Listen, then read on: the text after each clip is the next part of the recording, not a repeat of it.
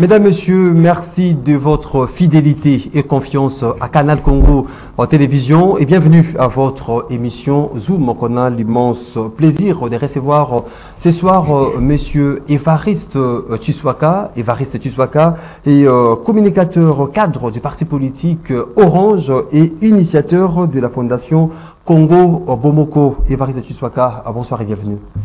Bonsoir Monsieur Maxime. Le plaisir est pour moi. Je crois que c'est la toute première fois que je passe cette émission et je crois que nous allons bien échanger et je crois que ce n'est pas un débat. Je crois que c'est votre toute première participation pour cette année 2023. Voilà, pour cette année 2023. Donc merci beaucoup pour l'invitation. Déjà vous êtes bien portant. Oui, je suis très bien portant et aussi mon parti politique, le parti Orange, qui est aussi très bien portant. Si vous permettez, je peux placer un mot. Le parti Orange cher à Fuyundondo Boni, qui est le président national. Voilà, que je salue d'ailleurs. Et je salue aussi les camarades CGA et porte-parole du parti Orange, les camarades Maître Émile Banza, que je félicite pour le grand travail qu'il a bâti au Kasaï oriental, précisément en Mbuji-Mayi. Il était allé pour s'enrôler, et non seulement pour enrôler, mais il a aussi inauguré notre nouveau siège au niveau de Kasaï oriental, précisément en Mbuji-Mayi. Un travail que nous félicitons et que nous encourageons, et nous invitons aussi toute la population de Mbuji-Mayi à bien vouloir s'adhérer, parce que vous avez maintenant une représentation permanente du parti en Mbuji-Mayi. Une représentation donc Orange est partout à travers la République, ou bien on retrouve au parti politique Orange à Kinshasa, mais aussi à Mbuji-Mayi? Non. Vous êtes implanté partout? Le parti, c'est un parti national. Nous sommes implantés presque partout. Donc nous pouvons dire sur la totalité du territoire national, nous sommes implantés à plus de 90%. De 90%. Oui, donc sur le 26 provinces, nous sommes presque dans 22 ou 23 provinces. Avant de parler politique, Évariste Tshiswaka, j'aimerais que vous puissiez placer un mot par rapport à cette grève observée, ou puis la difficulté de transport observé ces jours à Kinshasa, la capitale, suite à l'entrée en vigueur de la décision de l'hôtel de ville sur le prix du transport en commun. Le chauffeur de taxi-bis en boycotté ne veut pas entendre du même oreille que le gouvernement provincial quant à la fixation de prix. Monsieur Maxime, je pense que c'était depuis la semaine passée que nous avons vu, il y a un circulaire qui était dans les réseaux sociaux sur une nouvelle réglementation du prix de la grille tarifaire de transport en commun. C'est dans la ville de Kinshasa.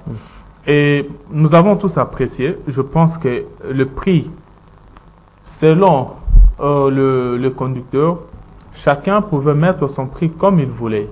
Et je pense que là, c'est l'État qui est en train de s'imposer pour essayer de réglementer la situation. Mais seulement une chose que nous pouvons dire ici, c'est quoi?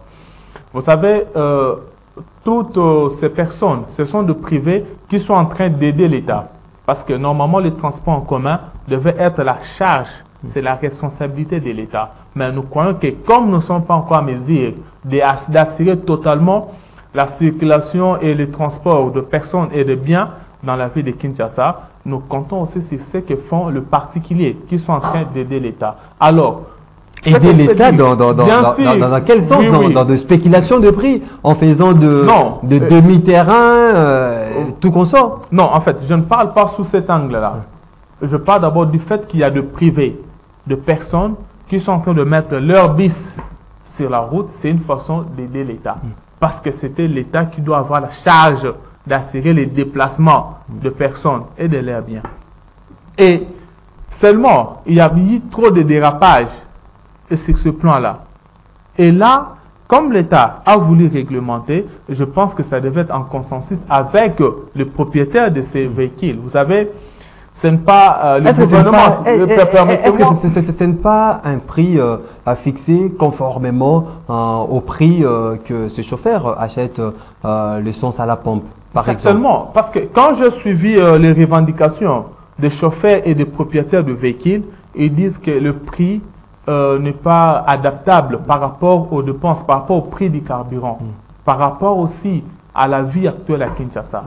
C'est juste là les revendications. Je pense que le gouvernement provincial, précisément le ministre Mbokos, je crois, qui s'occupe du transport, devait créer un consensus avec les propriétaires de véhicules et puis le chauffeur pour arriver à trouver un compromis et fixer un prix qui va arranger tout. Dans le prix, la nouvelle grille tarifaire n'est pas adaptée à la réalité, par exemple, sur terrain.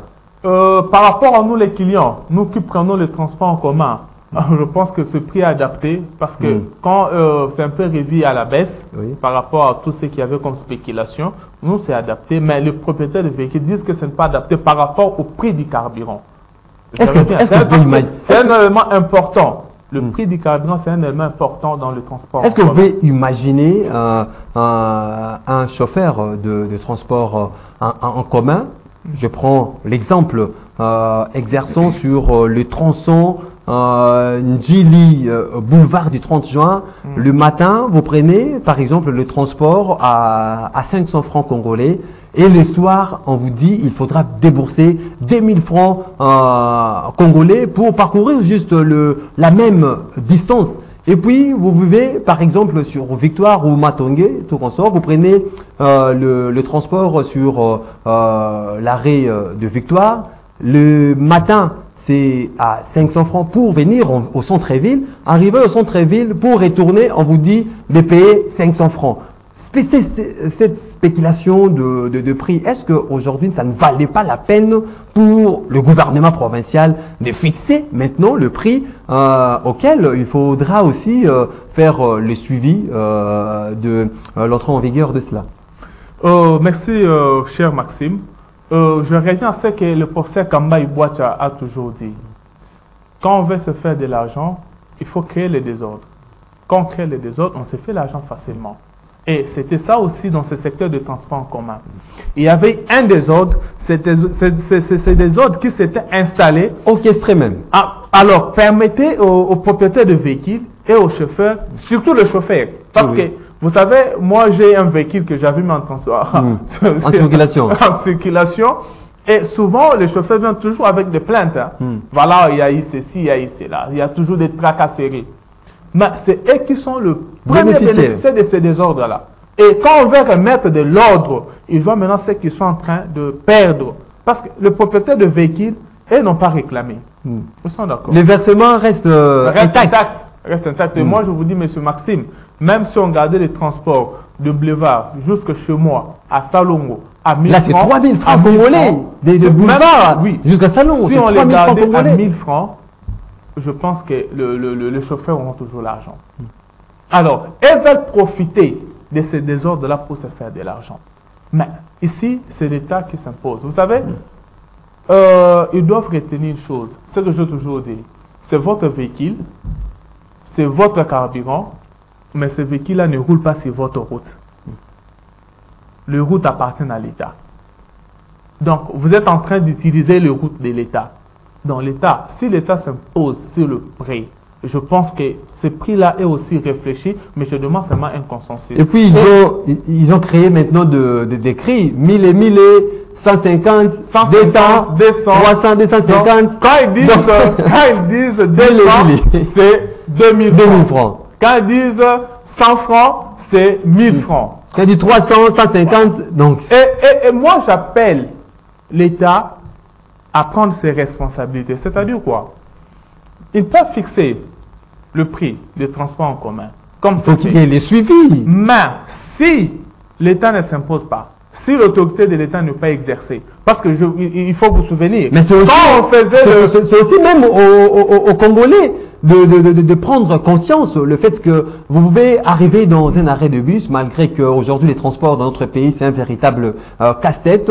Vous pouvez arriver, puis le receveur avec le chauffeur s'amène avec leur voiture, 1000 et 1000, 150, 200 francs. Vous acceptez tellement qu'il y a difficulté de transport. Non, vous acceptez de payer le frais fixés par le chauffeur et non les frais tels que fixés par le gouvernement. Bon, là aussi, c'est complexe. Pourquoi? Parce que c'est vrai, il y a aussi la naïveté de la population et les opérateurs économiques, là, le chauffeur en profite. Mais il faut noter aussi, M. Maxime, vous devez avoir votre travail à 7 heures et vous êtes à l'arrêt de bus à 6 heures du matin. Et le temps que vous êtes en train de faire d'abord le boudet, on doit être solidaire pour ça. Solidaire. Voilà, cette solidarité-là va vous amener finalement à avoir les transports à 8 heures du matin. Or, vous devez être au travail à 7 heures. Alors, vous ne risquerez pas votre travail.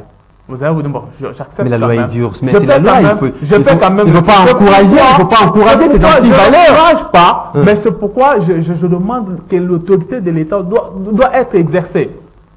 Il faut qu'il y ait suivi.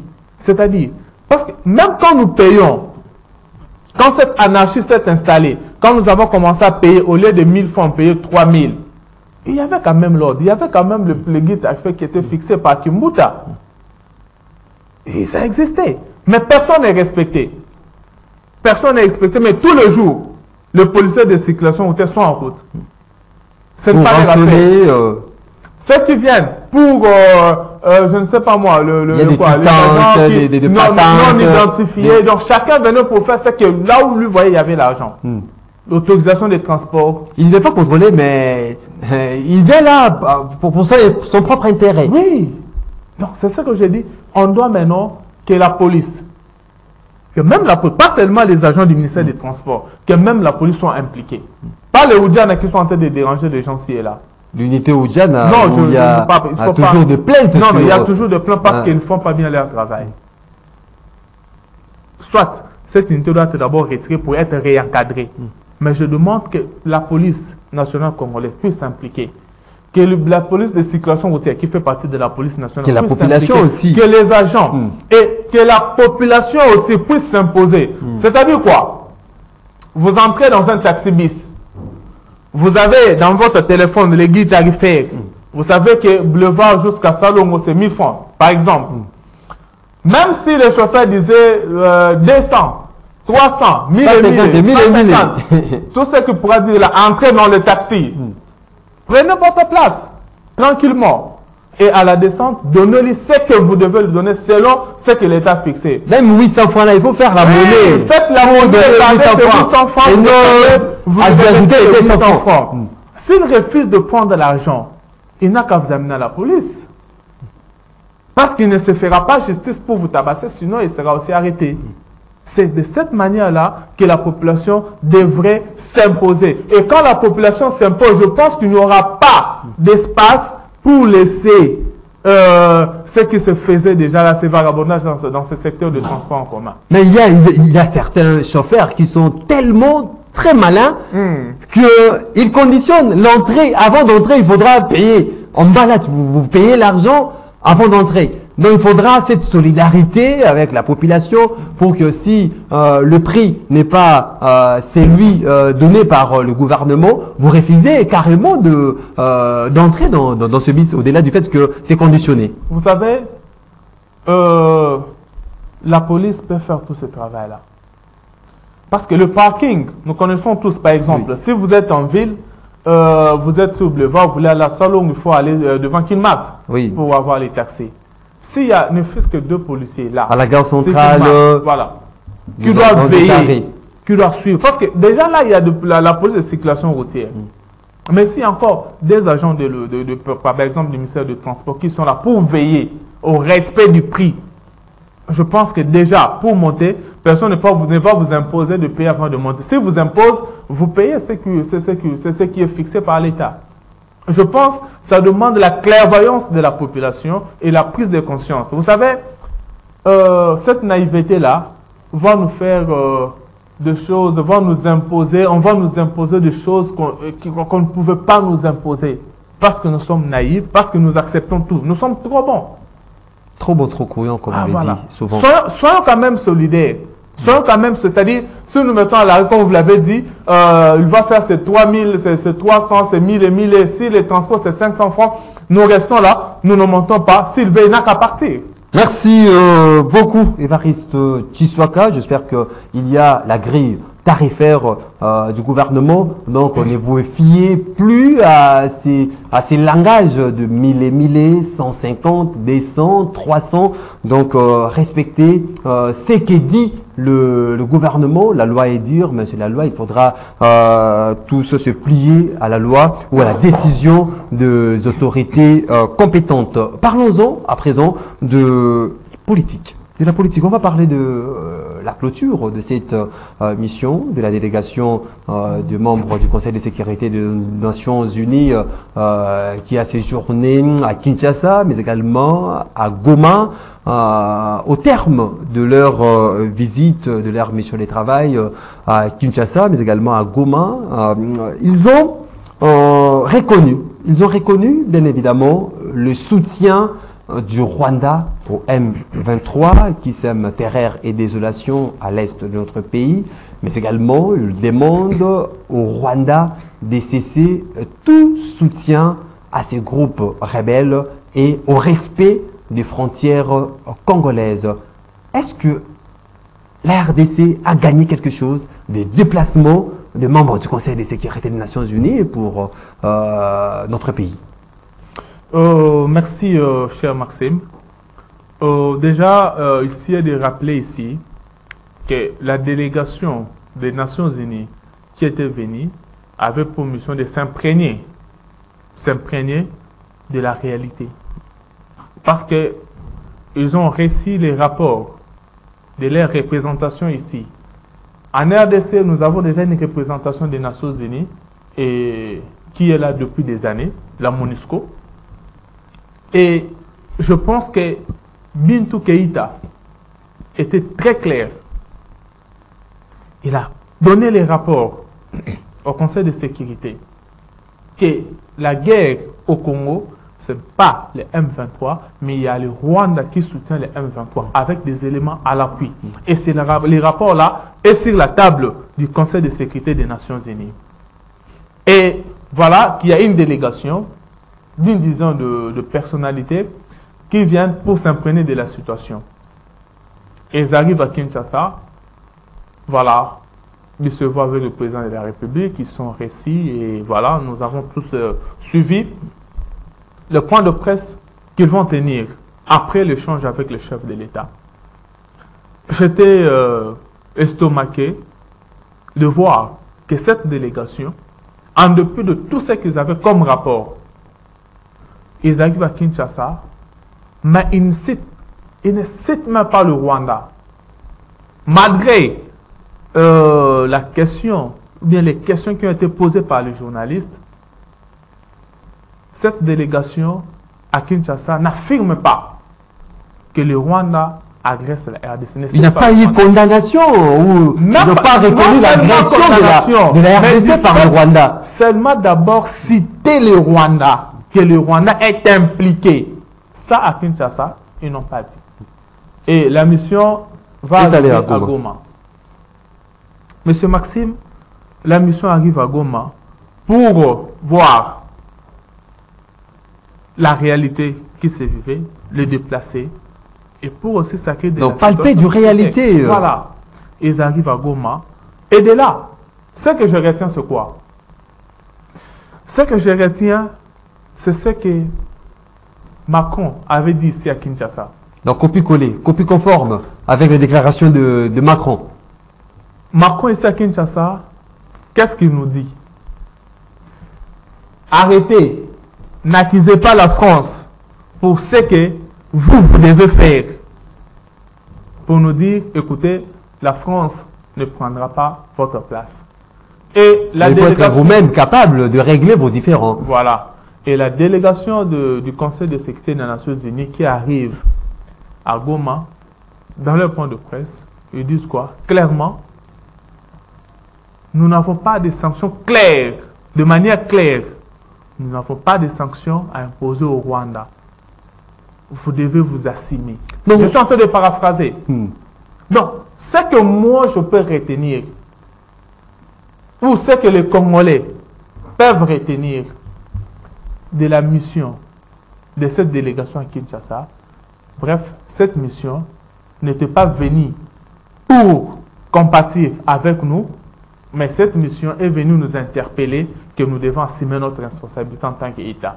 Est-ce que, parce que le résultat de leur mission à Kinshasa, mais également à Goma, c'est presque les rédits, tout ce que l'Union européenne, la communauté internationale, la France parle. On reconnaît que le Rwanda soutient le M23, mais il ne parle pas de l'agression du Rwanda, de l'agression de la RDC par le Rwanda. Est-ce que c'est pour une consommation locale, parce qu'il y a des différents rapports des experts des Nations Unies qui parlent du soutien du Rwanda et qui parlent même des éléments du Rwanda qui sont dans ce groupe rebelle du M23?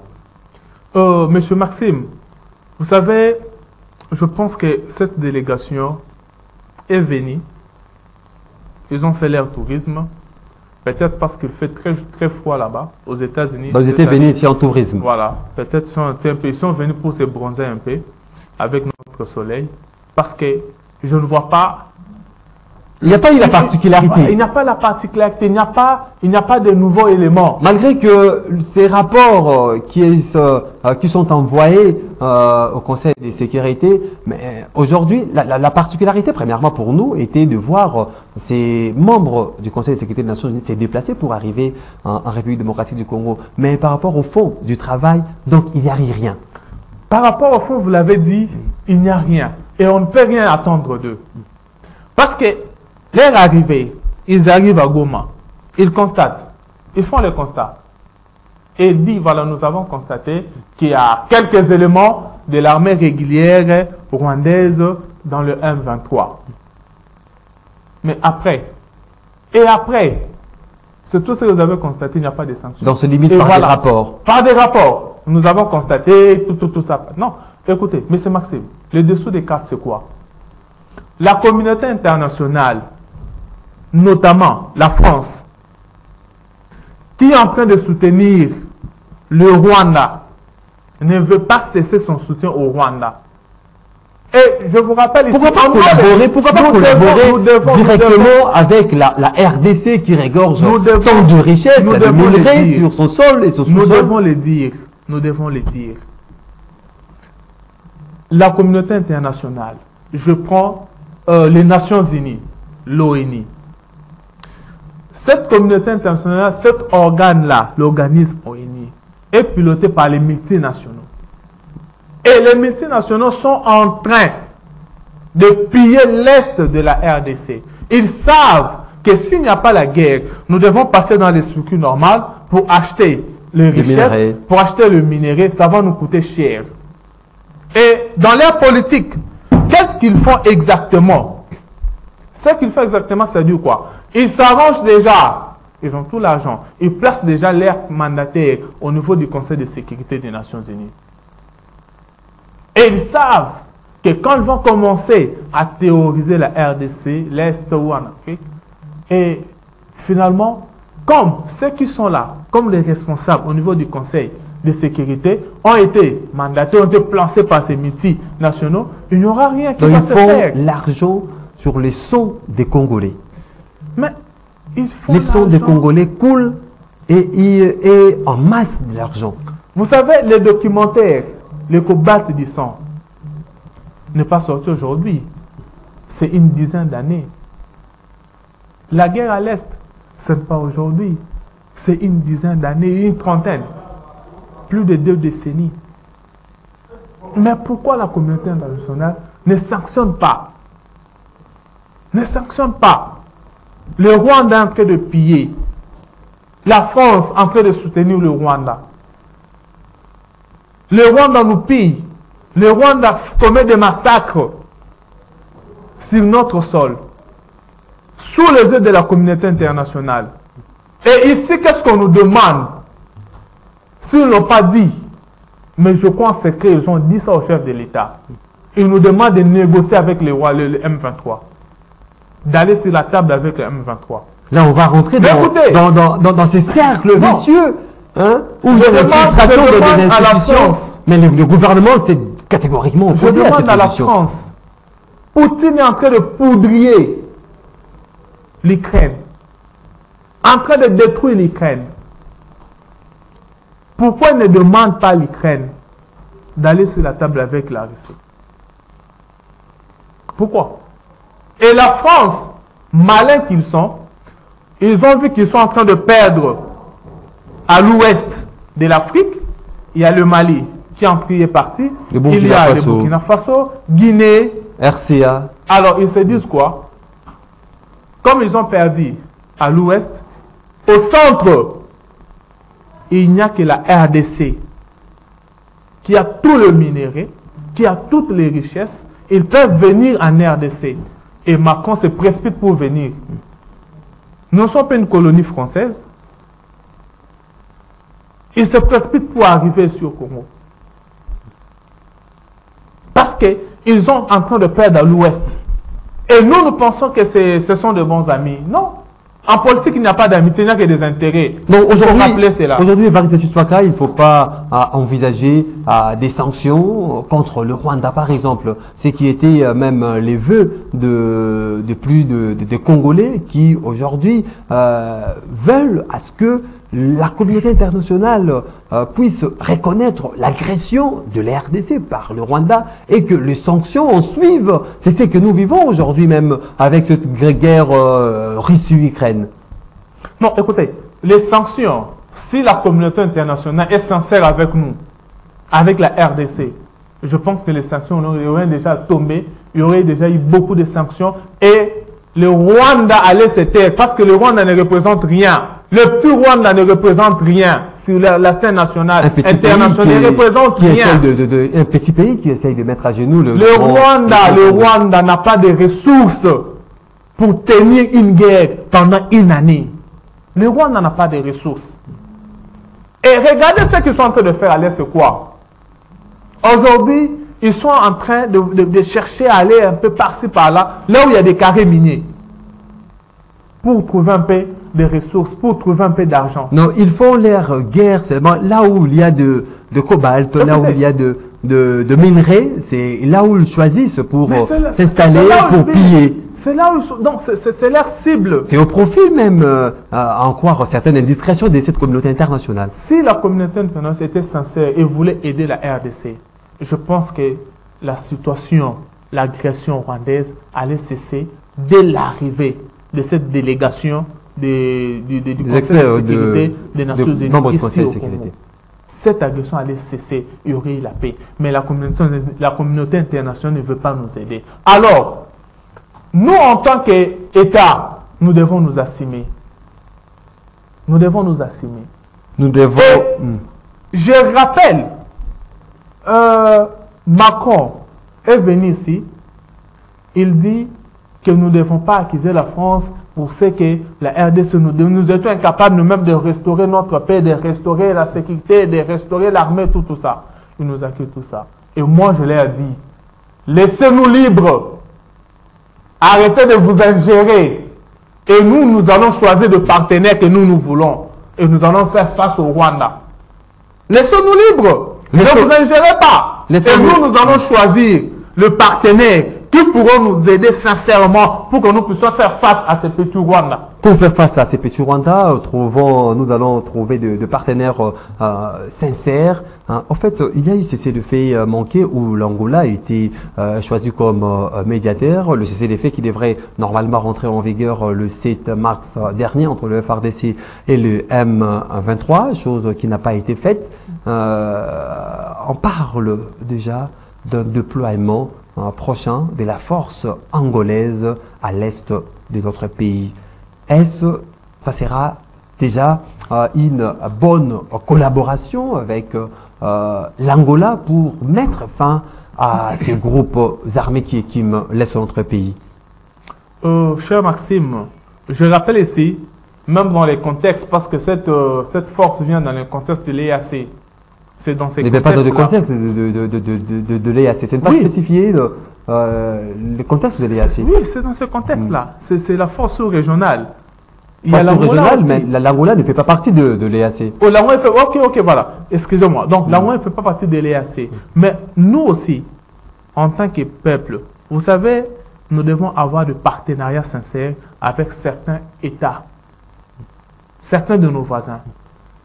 vous savez, je parle de l'EAC, je ne voulais pas de l'EAC. Dans l'EAC, il y a la population qui a manifesté pour dénoncer les caractères inoffensifs, inactifs de cette force. Vous savez, cette force qui était venue, vous me coupez la parole, je vais revenir. Oui, oui. Cette force de l'EAC n'était pas venue pour faire la guerre en premier. Était venue pour trouver un compromis de paix. Et ce qui n'a pas marché jusque-là. Et je pense que la guerre, nous tous, nous voulons bien la guerre, on doit affronter le Rwanda. Mais la guerre, on connaît quand est-ce qu'elle commence. Mais quand est-ce qu'elle va se terminer, personne ne connaît. Alors, à ce niveau, nous sommes en train de voir que presque tout le mécanisme pour trouver un consensus, pour trouver la paix, pour parler, ça n'a pas marché. Et je pense que la dernière solution risque de rester que la guerre. C'est pourquoi je parlais, même si nous sommes dans l'EAC, remarquez, dans l'EAC, il y a le Rwanda et l'Ouganda qui sont toujours côte à côte pour essayer de s'appuyer, pour chercher de troubler la RDC. Si nous aussi, même au niveau de notre sous-région, nous avons aussi un partenaire sincère. Par exemple, si nous prenons par exemple l'Angola, un partenaire sincère avec l'Angola, avec la Tanzanie, par exemple. Je pense que c'est par exemple. Je pense que nous pouvons aussi faire face à cette coalition au Rwanda, Ouganda, pour massacrer les gens. L'Angola reste un bon ami de la RDC. Non, écoutez, parce que, en termes d'amitié, il ne faut pas essayer que nous rappelons aux interventions, aux dernières interventions. On n'en disconvient pas, mais il faut que nous rappelions qu'on a eu un président ici au Congo qui a été assassiné, permettez-moi, sous le complot de l'Angola. Oui. Offrez-nous Kabila, on va vous donner sa vie. Là, c'est ce qui n'est pas dit, ce qui n'est pas dévoilé. Monsieur Maxime, c'est le dessous des cartes.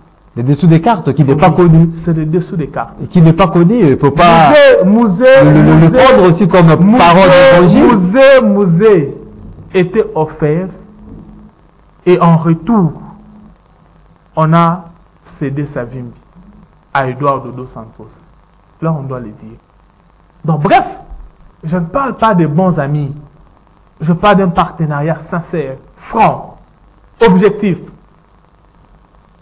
pour atteindre la mission que nous avons, celui de faire taire les arbres au terme de conclusion et de sécuriser le message que la population doit retenir après cet échange. Bref, je crois que l'émission n'a pas pris le temps qu'il devait prendre, apparemment. On a fait moins de minutes que prévu. L'air part tellement vite, même plus que la flèche. Vraiment. Je crois que c'est juste une impression parce que j'avais beaucoup à dire. Oui. Alors, ce que nous pouvons retenir, la population peut retenir, est que nous devons nous prendre en charge. Comme l'avait dit Musée, nous devons nous prendre en charge.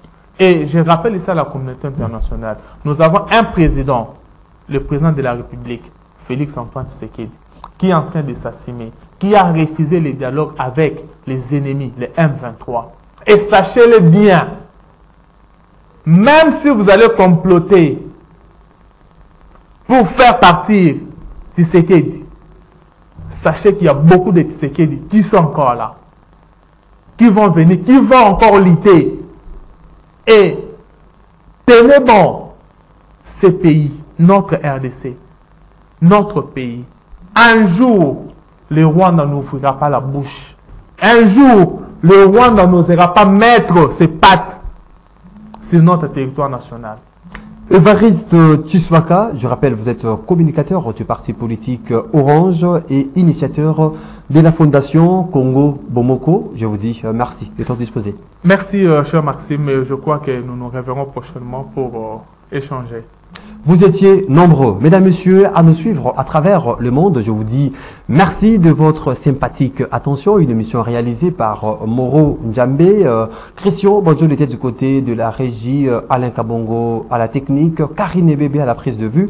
Je vous retrouve très prochainement pour un autre numéro de votre émission Zoom. Ça sera avec le même plaisir pour parler Congo, avec le même plaisir qui nous anime. D'ailleurs, d'ici là, portez-vous bien et bonne évasion sur votre chaîne. Au revoir.